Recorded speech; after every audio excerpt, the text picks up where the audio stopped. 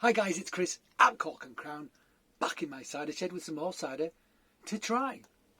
And it's something I thought I'd tried before. I really thought I'd tried before. Well, maybe not this one, but something from this company. And I searched and searched and searched. Couldn't find one anywhere. So maybe I haven't tried it. Who knows? I'm sure I haven't tried this one though. What's the company, Chris? Good question. Aspall's one you've probably seen around quite a lot, because they are around quite a lot. So Suffolk based. I actually don't mind Aspall's. They do some decent stuff. Relatively large company, but do some decent stuff. So what can we tell you? What can they tell me to tell you about this? Aspall's Imperial Cider, 8.2%, harvest 291. Whatever that means, an exceptional full-bodied cider with a Y, cider, with a decadent candied fruit aroma. Now, cider is a word that we like to preserve for proper cider, 100% juice, etc. I don't know if this is 100% juice. I hope it's 100% juice if they're going to put that on it, but not sure. Let's have a look. A rich and complex cider made with a blend of muscovado sugar and a single-use harvest of bittersweet apples. So good, bittersweets, we like that. Candied fruit, so some muscovado, so chaptalized with muscovado, one assumes. Yeah. So one bulked up, it's 8.2, so I assume they bulked up the ABV using muscovado sugar. And then maybe back sweetened with it and pasteurised. Don't know, something like that. I assume it's a cultured yeast, etc. Pop. My daughter's 7th birthday today. I wasn't going to do a tasting, but it's all mental in the house. I came and did a tasting. I need this. 7-year-old birthday parties. Woohoo! Yeah, I thought I'd seen some stuff. I need this. Right, so look at this. So bittersweet it says. So expect some colour. And colour we have, not bad colour actually. It's bordering on gold, but there's a hint of amber to it. So not bad. We assume it's filtered. We assume it's force carbonated. I mean, it will be. I'm assuming, but it will be those things. Let's have a sniff. If I haven't done many of theirs, there's a few of theirs actually around, so I should grab a few bottles and do several of them. I'm going to double check I haven't done a few before though. I couldn't find the film, but doesn't mean I've entitled it something else. When I search Aspall's, it doesn't come up. But yeah, I'll have a route around and see if I can find something. Quite a rich nose. It does have like a candied sugar nose for sure. There is a darkness from it, like a muscovado sort of thing. But there is that kind of sweated apple character as well, which we get from bittersweets and traditional apples, which I like actually. It does smell rich, it does smell decadent, but there is some sweated apple character in the background, which I like. I do like. Let's try it.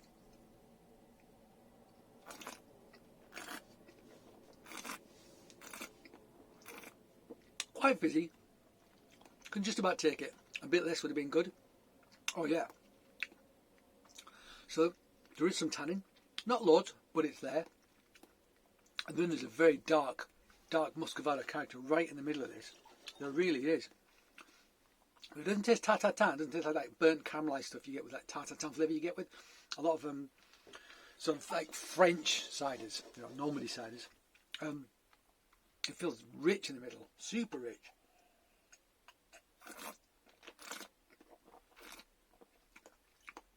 Pretty sweet, but there's darkness to it. It is a tad cloying, I have to say.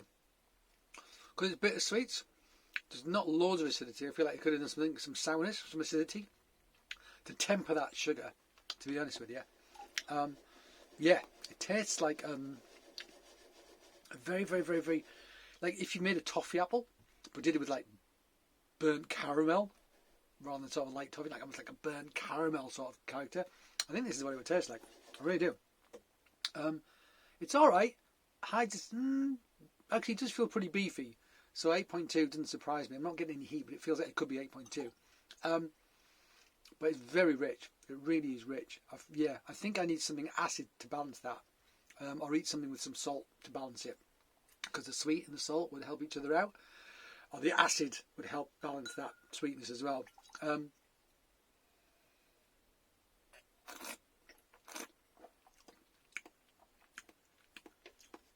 It's alright, just feel quite big, just feel quite decadent.